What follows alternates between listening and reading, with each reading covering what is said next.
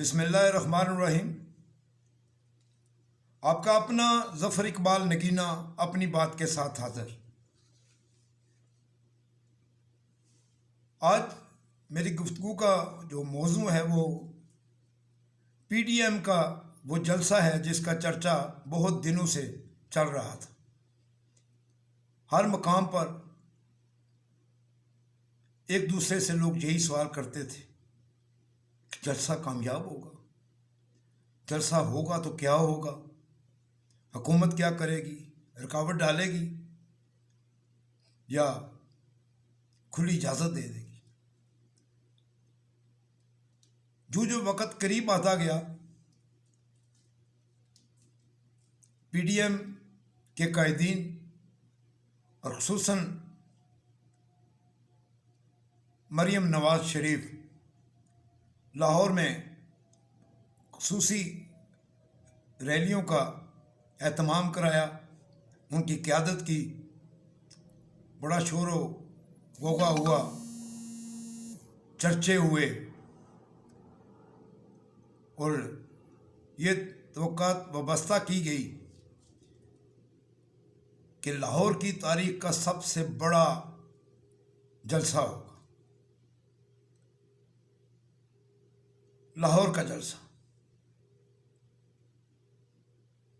لاہور کا جلسہ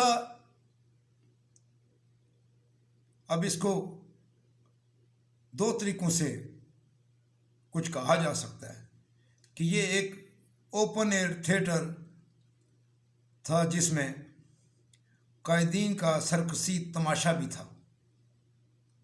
P D M کا جلسہ لاہور، اونچی دکان پھیکا پکوان، بڑے بڑے القاب و خطاب والوں کی بے معنی تقاریر، ان کی صلاحیتوں اور اہلیت کے حوالے سے اگر دیکھا پرکھا جائے تو بیچ چوراہے میں ہنڈیا پھوڑی ہوئی نظر آتی ہے۔ بے مقصد تقاریر، بے مقصد طوالت اور بے معنی۔ پوری قوم حیران ہے کہ یہ کیسے کیسے نالائق لوگ ہیں جو وہ ایک طویل عرصہ سے اقتدار کے ایوانوں میں مسلط رہے۔ اس جلسہ میں کوئی بندہ کوئی ڈنگ کی بات نہ کر سکا، قوم کو کوئی پروگرام نہ دے سکا۔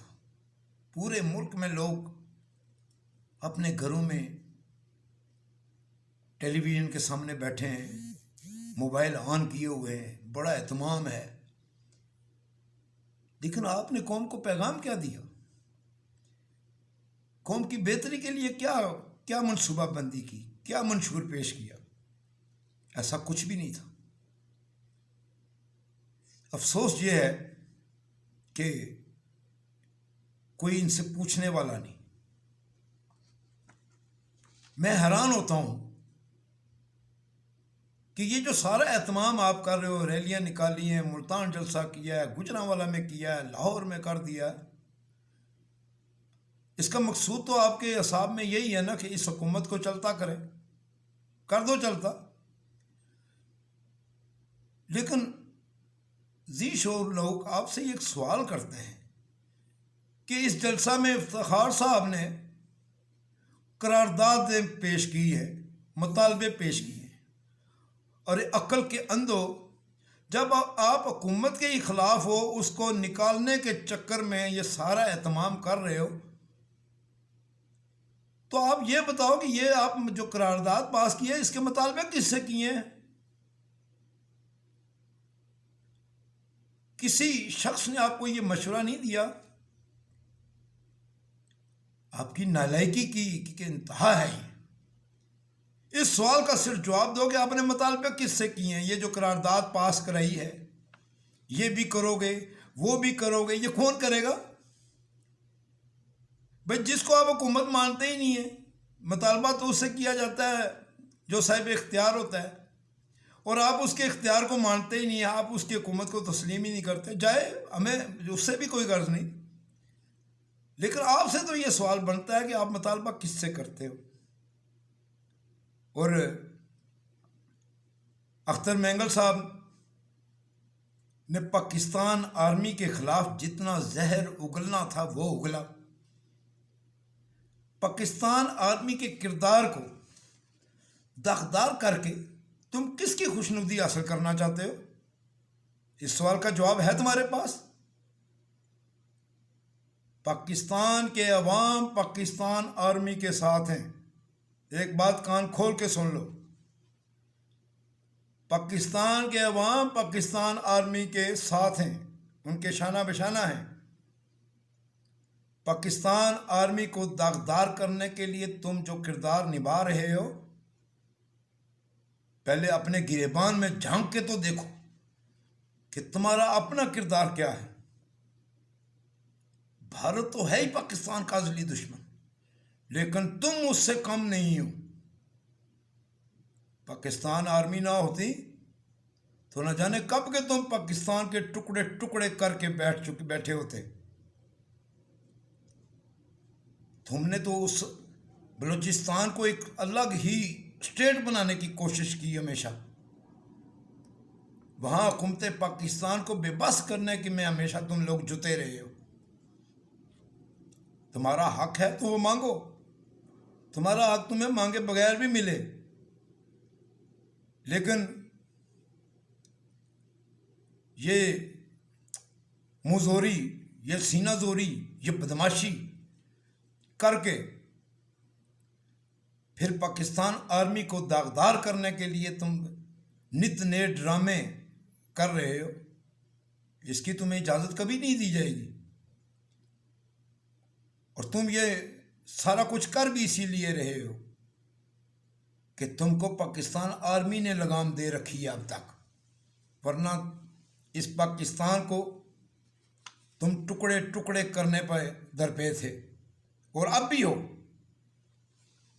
لیکن پاکستان کے عوام تمہاری ان چالوں کو، تمہاری ان سازشوں کو، تمہارے ان منصوبوں کو کبھی کامیاب نہیں ہونے دیں گے.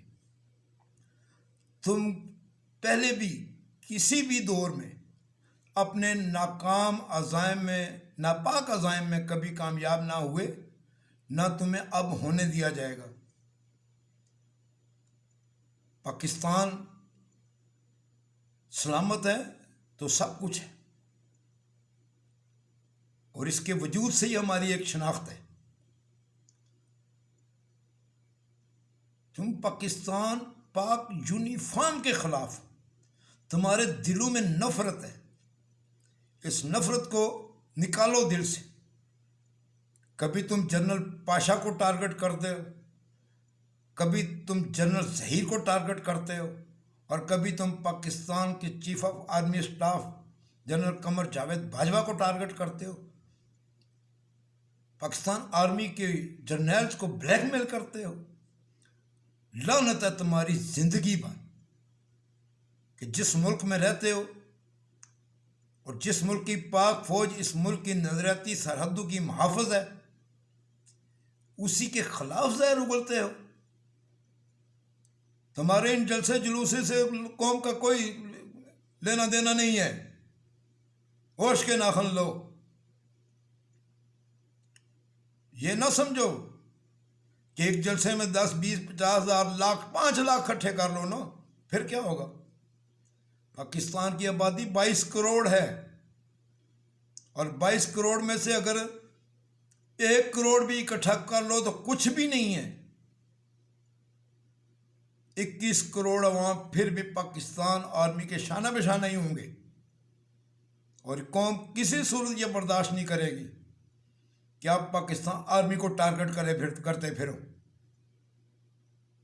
تم سب اصول اقتدار کی جنگ لڑ رہے ہو، اور جو وہ بیٹھے ہوئے ہیں وہ تفظ اقتدار کی جنگ میں بیٹھے ہوئے ہیں. خدا را اصول اقتدار اور تفظ اقتدار کی جنگ کو چھوڑو.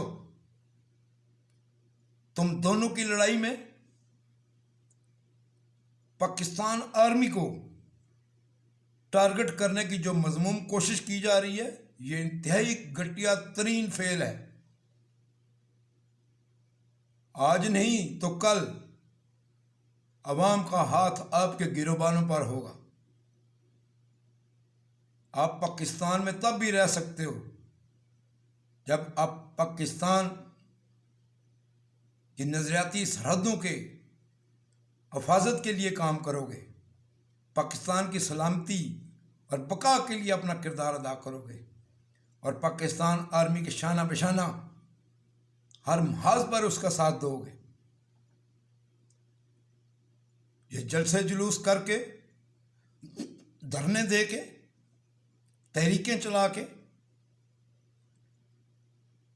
اصلی دشمن بھارت کو یہ پیغام دینا چاہتے ہو کہ پاکستان آرمی اور ISI کے خلاف ہم منظم طریقے سے چل رہے ہیں۔